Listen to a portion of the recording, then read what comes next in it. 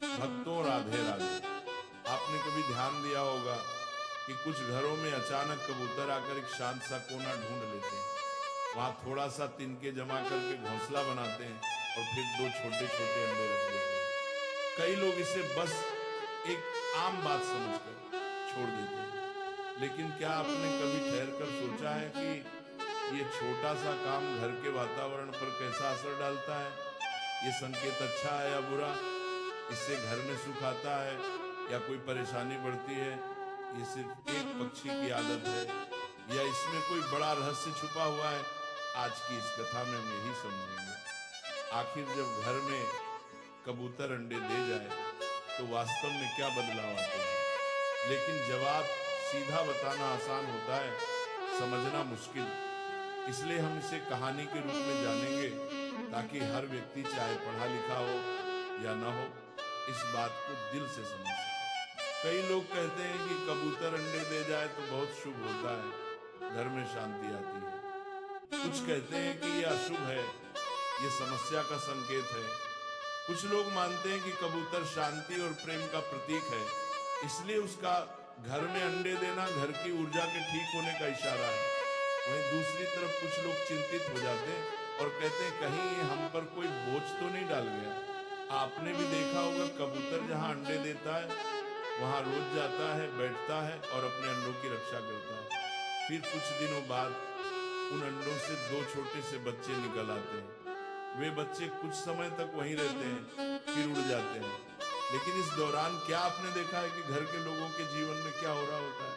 क्या घर में खुशी बढ़ती है? क्या तनाव कम होता है? या उल्टा किसी न किसी वजह से चीजें बिगड़ने लगती हैं? कई बुजुर्ग कहते हैं जहां कबूतर अंडे देते हैं वो घर स्थिर, शांत और सुरक्षित होता है। कुछ अन्य कहते हैं ये घर की ऊर्जा में असंतुलन का संकेत है। अब आप सोचेंगे दोनों बातों में से सही कौन है? कई बार ऐसा भी होता है कि कबूतर जिस जगह अंडे देते हैं वहां धीरे धीरे गंदगी फैलने लगती है, बदबू आने लगती है, घर की तरंगे भारी होने लगती है।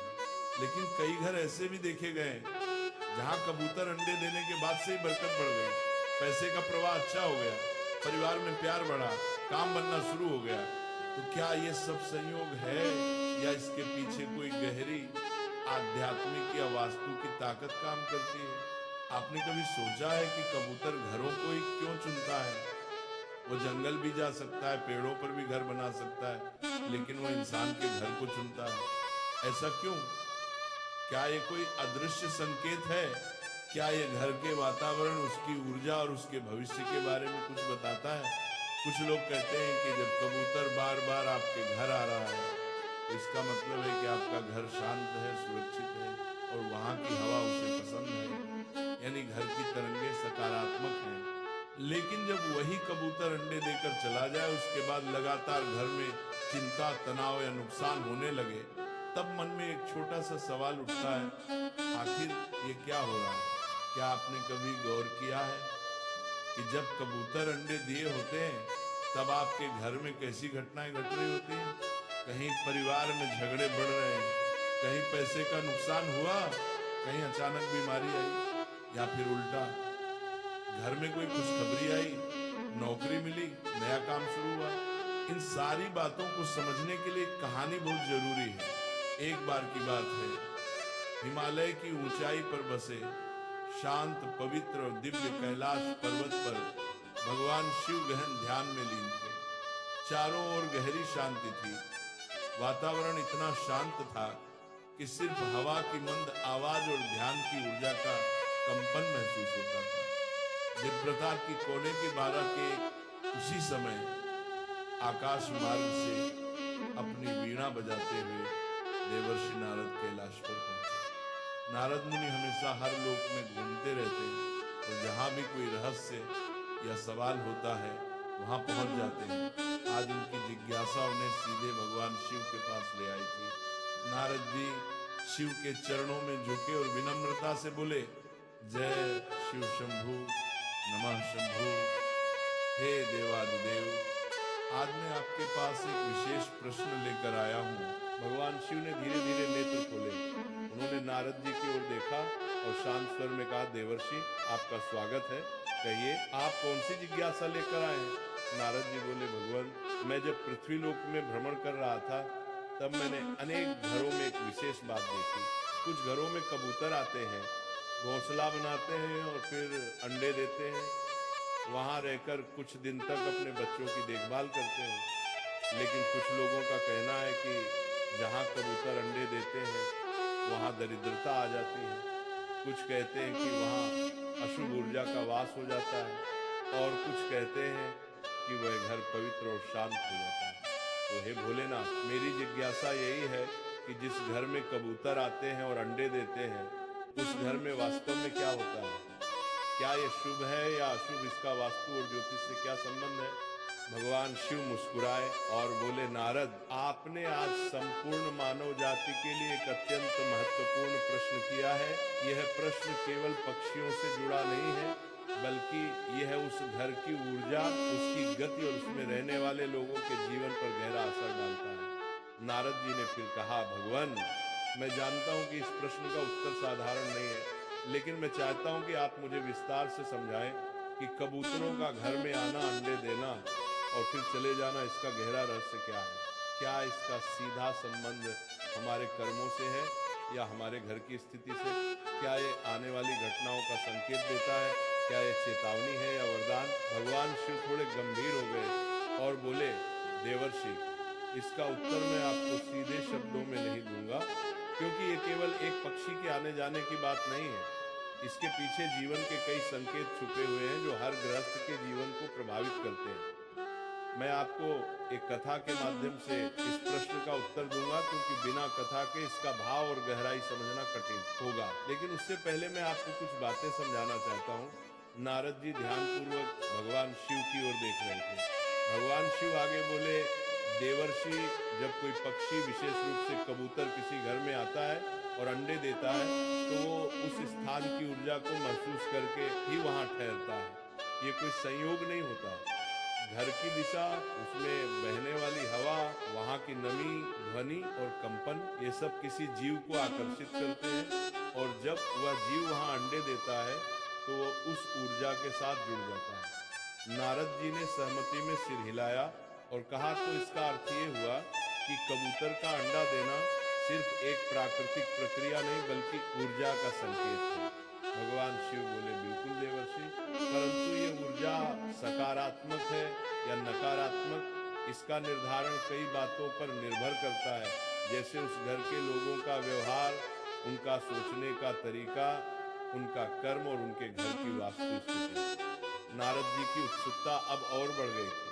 उन्होंने पूछा, भगवान क्या ये भी संभव है कि किसी घर में अगर नकारात्मक ऊर्जा हो तो कबूतर वहां अंडे देने नहीं आते, या यदि वे आ जाए तो उनके अंडे देना किसी प्रकार की चेतावनी हो?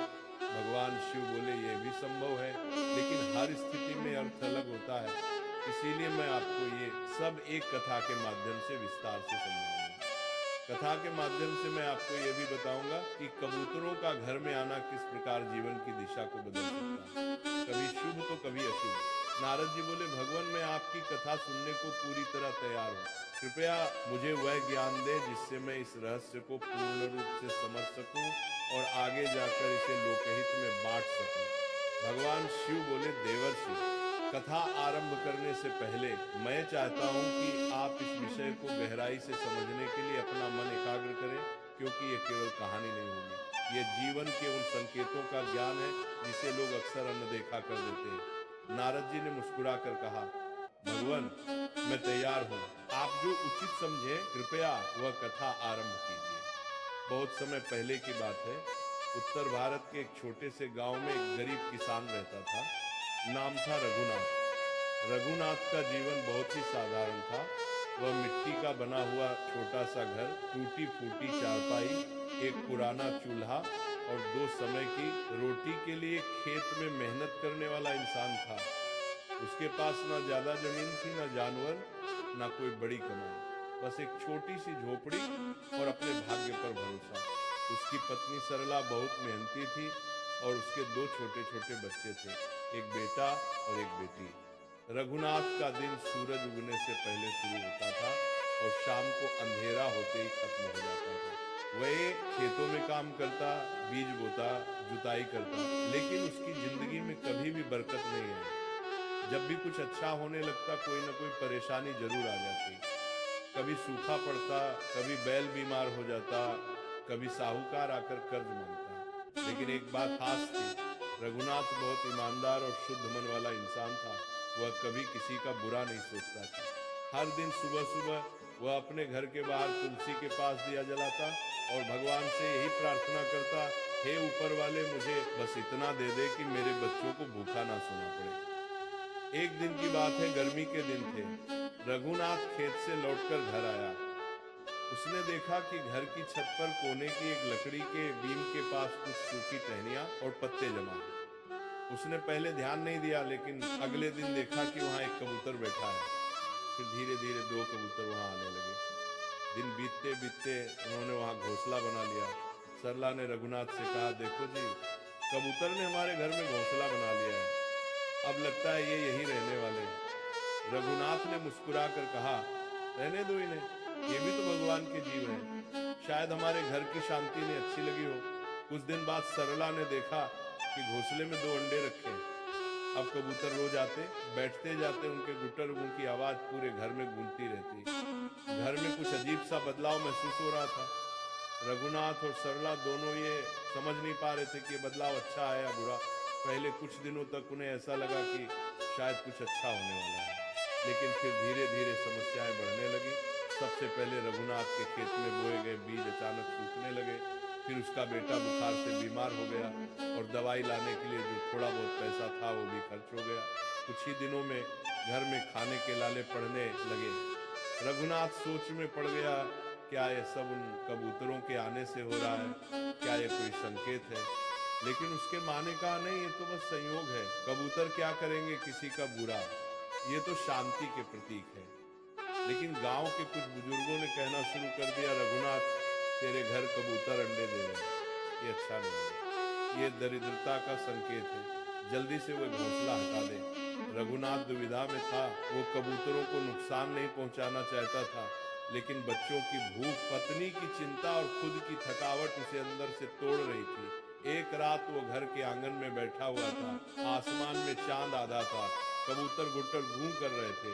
उसने कबूतरों की ओर देखा और धीरे से कहा, अगर तुम्हारे होने से मेरे घर में कष्ट आ रहा है तो मुझे माफ करना, लेकिन मैं तुम्हें कैसे निकालूं? तुम भी तो मेरी ही तरह इस धरती के जीव हो। उसकी आंखों में आंसू थे। वह थक चुका था गरीबी से, सवालों से और अपनों की तकलीफ से। कुछ दिन और बीते। सरला की तबीयत भी बिगड़ने लगी। अब रघुनाथ ने निश्चय किया कि वह गांव के मंदिर में जाकर साधु बाबा से मिलेगा, जो हर शनिवार गांव के बाहर आते थे और लोगों की बातें सुनते थे। लेकिन शनिवार आने से पहले ही कुछ ऐसा हुआ जिसने रघुनाथ को अंदर तक हिला दिया। एक रात तेज आंधी आई, बारिश भी तेज हुई। घोंसले से एक अंडा नीचे गिर गया और टूट गया। दूसरे दिन वह जब उठा तो उसकी बेटी की तबीयत अचानक खराब हो गई और वो बेहोश हो गई। अब रघुनाथ ने तय कर लिया, अब और नहीं, अब मैं किसी ज्ञानी संत से जाकर पूछूंगा कि ये सब क्यों हो रहा है। क्या सच में कबूतर का अंडा देना मेरे जीवन में कोई अशुभता ला रहा है? तभी जैसे भाग्य ने सुन लिया हो, गांव में खबर आई कि बहुत दूर से एक दिव्य संत गांव में पधारने वाले हैं। वह किसी को नहीं मिलते, लेकिन जिन्हें वो बुला लेते हैं उनके जीवन का अंधेरा खुद ब खुद हट जाता है। सुनते ही रघुनाथ की आंखों में उम्मीद की किरण जागी। वह मन ही मन सोचने लगा, अगर वे संत हमारे गांव आएंगे तो मैं उनके चरणों में बैठकर अपनी बात कहूंगा। चाहे मुझे कितनी भी भीड़ में खड़ा रहना पड़े, मैं उनके पास जरूर जाऊंगा। और जैसे ही वह दिन आया, पूरा गांव उनकी एक झलक पाने के लिए मंदिर की ओर दौड़ा। रघुनाथ भी भीड़ में था। अब कथा के उस मोड़ पर आते हैं जहां गांव में पधारे दिव्य संत जी और रघुनाथ अपनी सारी पीड़ा, अपने सारे प्रश्न लेकर उनके चरणों में जाकर बैठा। मंदिर के बाहर बड़ी भीड़ थी, लेकिन संत जी ने जब अपनी आंखें खोली तो उनकी दृष्टि सीधे रघुनाथ पर पड़ी। वे मुस्कुराए और अपने हाथ से संकेत किया, बेटा आओ, मुझे तुमसे कुछ कहना है। रघुनाथ कांपते हुए भीड़ को चीरता हुआ उनके पास गया और उनके चरणों में झुक गया। उसकी आंखों में आंसू थे। रघुनाथ बोला, महाराज मैं बहुत दुखी हूँ। मेरे घर में कबूतरों ने घोंसला बनाया, अंडे दिए, और उसके बाद से मेरे जीवन में जैसे दुखों का पहाड़ टूट पड़ा। खेत बर्बाद हो गए, बच्चा बीमार हो गया, पत्नी की तबीयत भी खराब है। कुछ लोग कहते हैं कि कबूतर का अंडा देना अशुभ होता है, लेकिन मैं समझ नहीं पा रहा कि सच क्या है। कृपा करके मुझे मार्ग दिखाइए।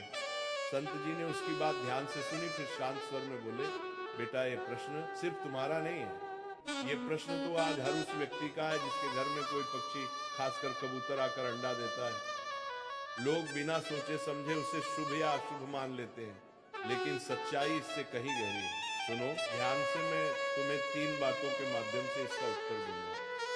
सबसे पहली बात ये समझो कि जो बातें समाज में फैली है वे हमेशा पूरी तरह सही नहीं होती। कोई कहे कि कबूतर का अंडा अशुभ है तो कोई कहे शुभ है, लेकिन दोनों ही बातों के पीछे पूरा सत्य नहीं होता। कई बार हम किसी एक घटना को देखकर किसी पूरे विषय पर निर्णय ले लेते हैं। जैसे किसी के घर में कबूतर अंडे देने के बाद बुरा समय आ गया तो वो कहता है कि ये अशुभ है, लेकिन क्या उसने कभी ये देखा कि क्या वो बुरा समय पहले से आ रहा था? क्या उसके घर में पहले ही कुछ गलतियां हो रही थी? क्या उसके कर्म, उसका स्वभाव या उसका व्यवहार पहले से ही गड़बड़ था? लोग एक ही बात को बार बार दोहराकर उसे सच मान लेते हैं, यही आधा सत्य है।